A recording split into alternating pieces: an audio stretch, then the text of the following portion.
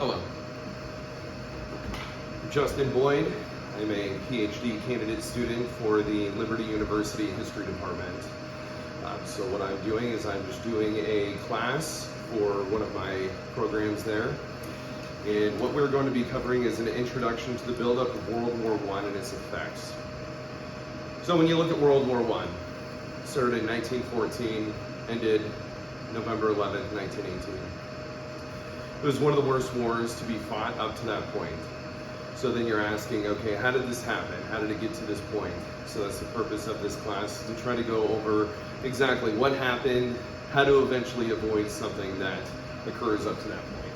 So what we're looking at is different political aspects that created the environment that turned the war into what it is, the first devastating war on a global scale. I think one thing that played a part was nationalism. So with nationalism, it can be good and bad. You have a sense of pride. But what happened was there was a newly functioned German empire starting in 1870. So in that, they wanted to unify it. Before then, it was different sects of the area. So the best way to unify it was to create a nationalism. So with nationalism, eventually you will get militarism.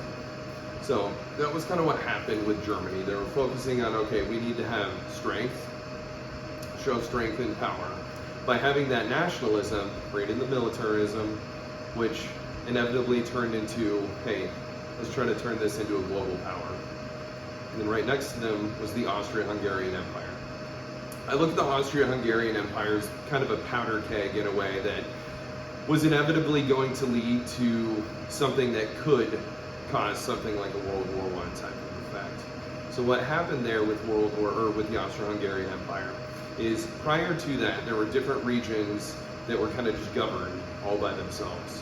So that was pretty good. But as soon as they had the Austro-Hungarian Empire, what they did was they took the Hungarians, kind of listened to their demands. The Slovaks, they did not, the Slavs. So what happened was you created an animosity. So by having this, it inevitably led to the assassination that sparked World War I. A couple of examples of what leads to bad issues like that: Bosnia, Rwanda. There's probably been a multitude of different areas, such as the Middle East and everything, that have led to issues similar to what we're looking at there. With that, once the start of the war happened, you had alliances. With the alliances, you have the Allied powers. Allied powers, you're looking at France, Great Britain, Russia, Japan. Eventually in 1917, the United States went in, but they were never actually a part of the Allied powers. They were technically an associated power, but were never technically part of the Allied powers, which a lot of people don't know. And then you had the Central Powers. Central Powers was Germany, Austria-Hungary, and then also the Ottoman Empire. Ottoman Empire will play a role in what eventually happens later on in the after effects of World War I. So once it was in there, you had the advances of military capabilities. So I think what happened was, as soon as World War I started, that is what led to what makes World War I so unique. So there was the advancement in the military capabilities. Prior to that, since the beginning of the Greeks, and maybe even before that, fighting styles were just lined up. They were waiting to shoot one another, or sabers, whatever they would use. But as soon as they had that, the French came up. French lined up in their bright uniforms, and then you had the Germans in their gray uniforms. Germans unloaded on them with a machine gun that was never used before in a war. So you're looking at one of the first battles, there was about 20,000 casualties. So as soon as the war started, and then you had situations like that, that's when they realized, okay, we need to change what we wear. We need to change how we're going to fight this war.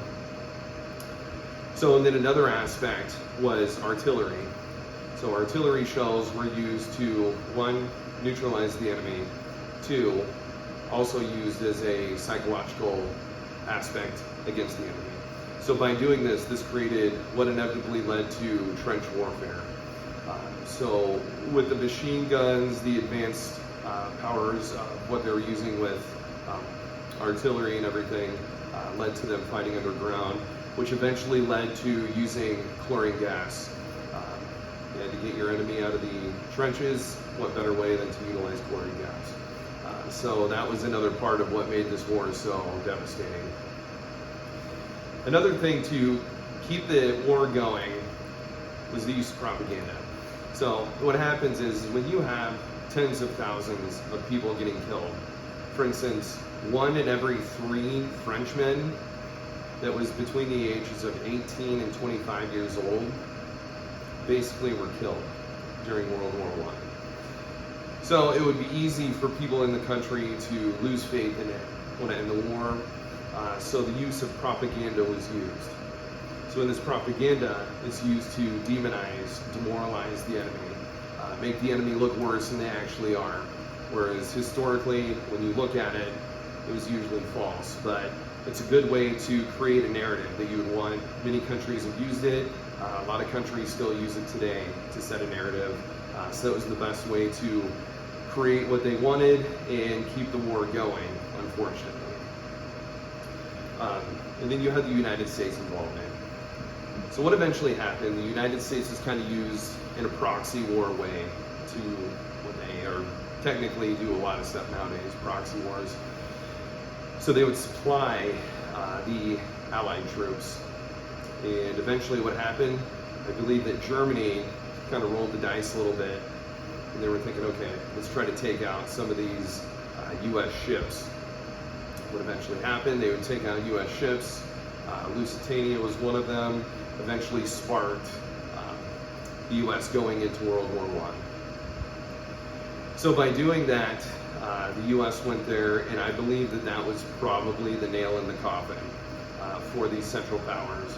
So the reason why is because when you have them battling for so long, the best soldiers on both sides were probably killed early on. And then when you have them just fighting constantly, they were fighting to the nub. They were done mentally, physically. So as soon as you had these fresh soldiers come in from the United States, you're looking at, that was probably the nail in the coffin for those Central Powers. And then, so once they were in there, that changed the whole side of the war. It was pretty much known to everyone that the Allied powers were probably going to win that. So that was the build-up, kind of an overview of to what happened.